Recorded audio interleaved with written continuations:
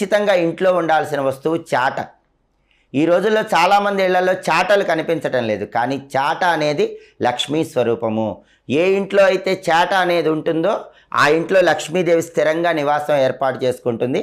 అయితే చాట విషయంలో ఒక జాగ్రత్త తప్పకుండా తీసుకోవాలి. అదేంటంటే చాటను ఇంట్లో తిరగేసి పెట్టకూడదు, చాటను బోర్లించకూడదు. చాటను బోర్లిస్తే జ్యేష్ఠాదేవి దరిద్ర దేవత ప్రవేశిస్తుంది, లక్ష్మీదేవి వెళ్ళిపోతుంది.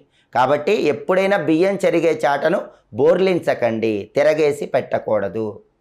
అలాగే చీపురు ప్రతి ఒక్కరి ఇంట్లో ఉంటుంది, అది కూడా ఐశ్వర్యాన్ని కలిగిస్తుంది. కానీ చీపురుని సరిగ్గా వినియోగిస్తేనే ఐశ్వర్యం కలుగుతుంది.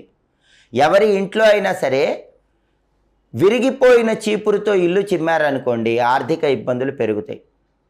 అలాగే పాడైపోయిన చీపురుతో ఇల్లు చిమ్మినా కూడా తీవ్రంగా ధన నష్టం కలుగుతుంది.